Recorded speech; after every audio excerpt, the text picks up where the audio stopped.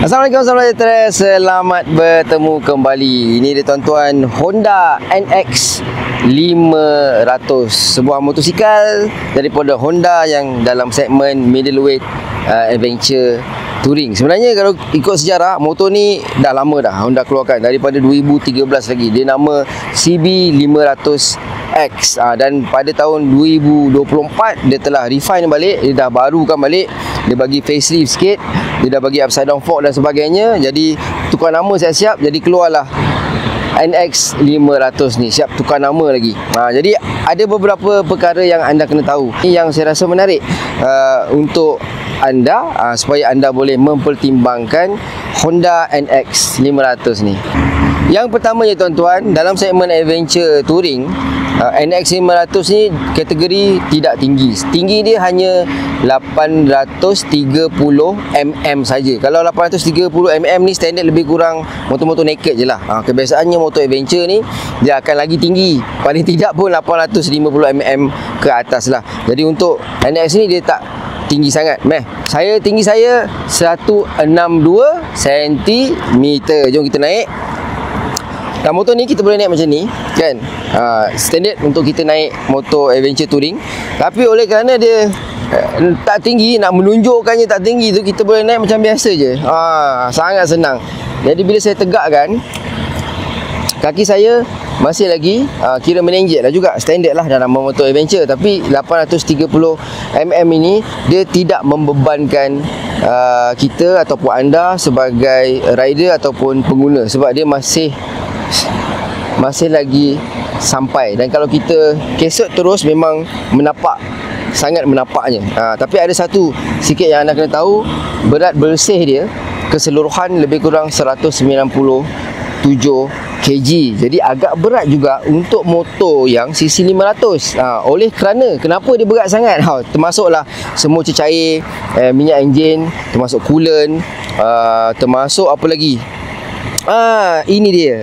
Termasuk ini dia. Ini yang menyumbang kepada keberatan yang terberat itu, iaitu 17.5 liter lebih kurang dia punya tangki minyak. Jadi kalau nak jalan jauh, 17 liter ni adalah yang paling ngam sekali. Kalau untuk segmen 500cc agak besar lah kapasiti minyak ni, boleh letak 17 liter lebih. Jadi itu yang menyumbang kepada keberatannya lah, berat basah keseluruhan. Jadi 17 liter ni kalau setakat 200 kilo lebih tu, memang selambayam je lah. Selambayam je.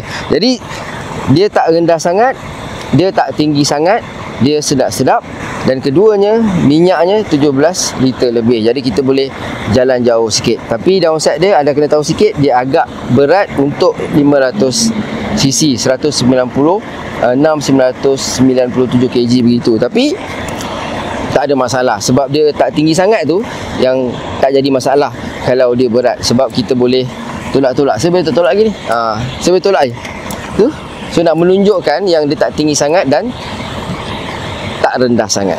Okey, turun dulu. Kita boleh turun daripada sini. Naik boleh kalau nak lah. Itu pulang kepada anda. Itu di antaranya tuan-tuan. Pertama, tinggi dia 830 mm. Keduanya, tangki minyaknya 17 liter lebih. Yang seterusnya, ketiga lah lebih kurang, enjin dia ni. Enjin dia ni parallel twin, 2 silinder. Kebagusan untuk 2 silinder ni, kalau kita cruising highway 1415, dia vibrate macam tak ada. Kalau melainkan single cylinder lah, kita akan rasa vibrate-nya agak kuat sikit lah. Tak adalah kuat sangat, sebab sekarang teknologi dah baik-baik.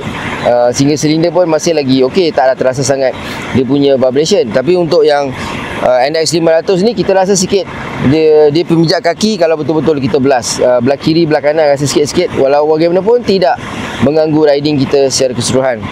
Horsepower 47 horsepower, RPM 8500. Dia punya torque 43 ke 45 Newton meter torque, RPM 6500. Jadi maksudnya di situ, kalau kita translate kepada kegunaan harian kita, pick up dia sampai awal. Tapi oleh kerana dia motor adventure, pick up sampai awal dia agak linear. Dia tak macam motor naked kalau 500cc. Dia tak macam motor naked, sebab dia kena tune motor ini supaya kita senang bawa dalam keadaan yang slow. Dia tak jeking-jeking, sebab kita nak main off-road kan, nak main trail lah. Dia tak jeking-jeking. Dia kena ditune sikit supaya memudahkan bawa. slow. Jadi kalau anda-anda yang baru sangat, yang daripada motor kapcai, motor skuter bawah 200cc, kalau anda bawa motor ini, walaupun saya cakap dia ECU-nya dia detune sikit untuk kegunaan motor adventure, anda akan rasa power dia instantly. Dengan koyak je terus rasa, sebab anda tak pernah rasa lagi kan. 500 ni dah cukup baik dah. Satunya dia 2 silinder. Bila 2 silinder ni kategori dia agak pick up. Cuma pick up untuk segmen adventure. Dia punya rim tuan-tuan, tayar dia semua keseluruhan, bahagian tayar rim department ni lah. Depan dia bagi 19 inci, belakang 17 inci. Jadi nak tahu confirm dia adventure sebab dia bagi 19 inci. Kalau 17 depan, 17 belakang, itu dah kategori sport touring.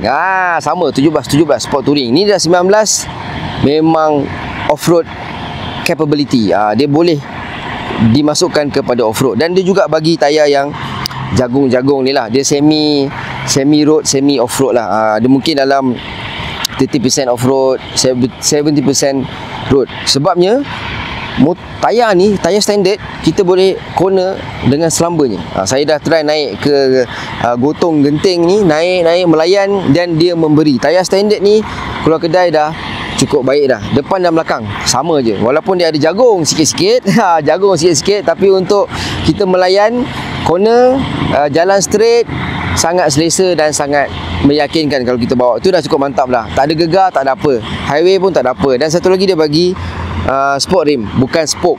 Dia tak bagi rim lidi lah. Satu kebagusan dia adalah kita tak perlu maintain. Rim spoke ni dia ada maintenance dia ada cara penjagaan dia. Untuk rim spoke ni lah, yang tubeless kan, ada yang tak tubeless. Yang ni dah confirm tubeless sebab dia bagi sport rim. Jadi dia maintenance free lah, kata senang nak jaga lah sebab dia sport rim. Dan satu lagi kali hitam lagi senang nak jaga. Dia senang nak jaga sebab kita tak nampak kotor, tak nampak lah minyak rantai, tak nampak lah brake punya debu-debu tu tak nampak.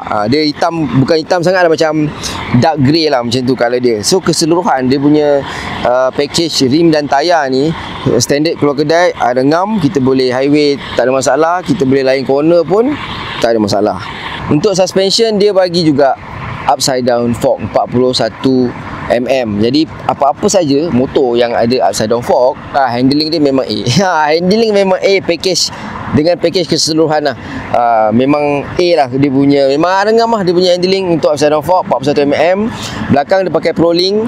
Dia punya absorber belakang boleh adjust preload 5 step. 5 step preload boleh adjust. Tapi yang sekarang ni standard setting saja kalau berkedai, dia agak lembut tapi tak mengganggu saya dari segi cornering saya. Sharp corner, fast corner dekat highway, saya cruising 1415 dekat highway, saya boleh lagi melayan.